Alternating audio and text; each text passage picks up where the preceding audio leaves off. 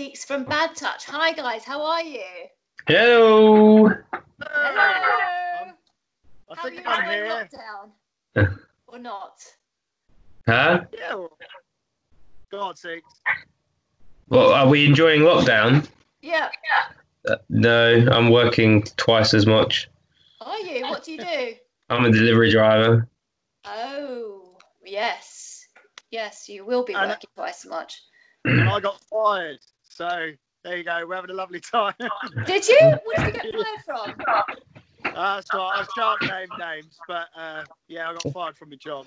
Oh. But it's fine. You know, I've been focusing more on the band stuff, so that's Yeah. good. Yeah, this interview started well, hasn't it? So you're from Norfolk. You've been together, 10 years as a band. So happy anniversary. Thank you very much.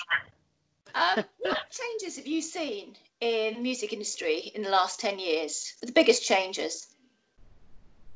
Well, apart from the fact we can't leave our houses. Apart from that. God's sake, I'll let you take this one. I don't know. I suppose when you think back, you don't think of much changing, but there's since the beginning, there's been loads of changes. You know, the internet is definitely, even though it was there 10 years ago, it's completely different to what it is now. Yeah, the way people use it is very much different. Especially like with the whole lockdown thing and people making music over video calls and you know that that in the last couple of months has just boomed. Yeah. You know. Streaming as well. You know, Spotify. Yes, yeah. The physical albums are definitely becoming even more scarce. Right. So would you say things have changed for the better or for the worse in general? It's just different. Yeah, in a way. I mean, for a band, it's always nice to sell physical albums, like you still do, but it's definitely streaming has become a very, very popular thing for audiences. If you're going to be in a band in 2020, you've got to roll with the punches. You know what I mean? You can't rest on physical sales or streaming. You've got to go with whatever happens at the time. You know, I think this whole Corona thing is going to be the difference between some bands getting through and some bands not. You know, you've got to, right, this is happening now. How are we going to change this negative into a positive? You know. Yeah. And that goes for anything within the industry. You know, all the things that, you know, Spotify is whether you're for or against it is here, and we need to be a part of it. You know, to get out there and get in people's ears. You know? That's it. You just got to go with it and try and use everything to your advantage as much as possible. Exactly. Embrace the technology. Now you're due to release your fourth studio album, Kiss the Sky, on 19th of June. Oh yeah, he's got a fax. You excited? Very. Yeah, right. This is a huge thing for us. They don't get any easier albums. I tell you. It's the best album we've written. Yeah. Oh, for sure.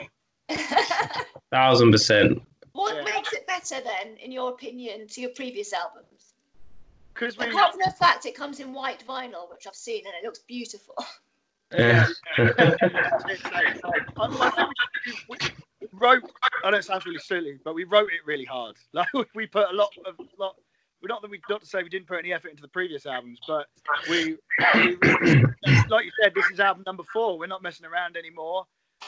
We have been together 10 years. We want to stamp ourselves onto the you know, rock and roll forever. I think.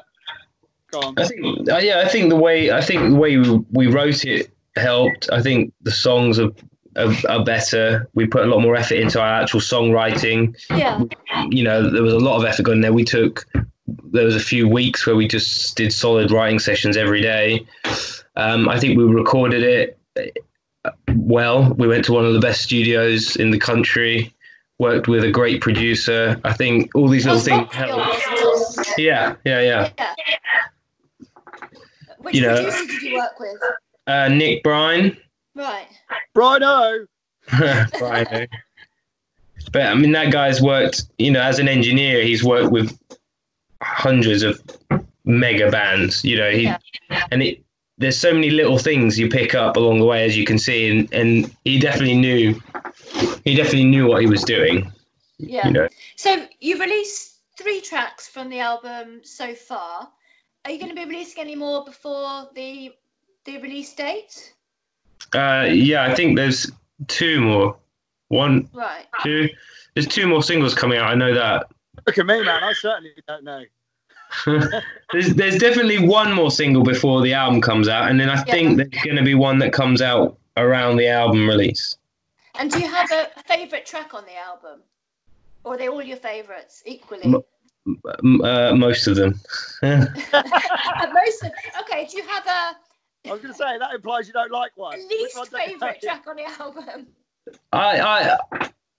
I don't really. I mean, there's always songs that you're going to prefer more to others, but like I said, with this album as a whole, I love the whole thing. I do think this as an album as a whole is a great album. I'm really, really happy with it. Yeah. Well, you're playing at the New Wave of Classic Rock Webfest on the 6th of June. What kind of set will you be playing? Will that be a mixture of songs from different albums, or will it be covers, or will it be songs from the new album? I'm trying to remember what we've done. It's half and half, isn't it? Yeah, I think we just... I think you're the first person to know this, but I think we literally went on Spotify and went, what are the top 5 songs, didn't we, or something? We just went through and had a look.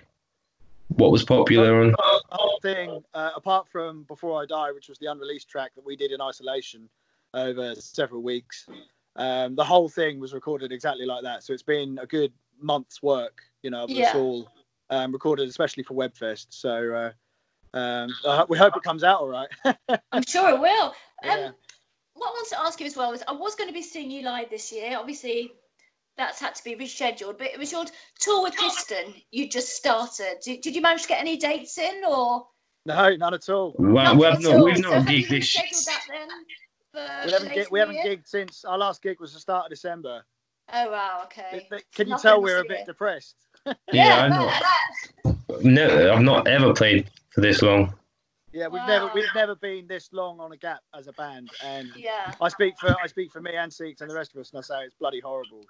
I mean, the thing was, we took some time out at the beginning of the year anyway, before the album release and the tour. A couple of the guys were away on honeymoons and holidays, so we sort of planned that as a bit of time out at the beginning of the year, and then to come back in with the headline tour. But obviously that's been knocked back, so we haven't done anything for, like you say, since December. It's crazy. Right. So when is it being rescheduled for? Is it this at the minute it's September, yeah. Yeah. Okay. And we're taking it. Yeah, again, like everyone, we're just taking it day by day. Yeah, if it gets rescheduled again, it'll be down to the fact that we can't physically do it. If the government regulations still don't work out as to why, but otherwise, at the minute, it's all on for September. Yeah. Okay. Very, very. I'm sure we'll be seeing the very best tour in September. So that's definitely something I'm looking forward to. There's going to be some serious beans that need exploding. Let's put it that way. And by the time I see you, I'm going to compare hair. You see, I've crimped today, knowing that I was going to speak to you. I think it was just subconsciously, actually. I've got it tied up. Yeah, no, Yours just tied up slowly. I'm just slowly turning into Captain Birdseye here. That's what I'm planning on doing. Anyway, I'm going to let you go. Really, really good to speak to you again. Been an absolute pleasure as always. And I look forward to seeing you in the autumn. Keep your chins up. Yeah, good to see you. Thank you so much for your time. And you. Take care. And congratulations on the new album as well. Yeah. Thank you very much. Lots of love. Bye.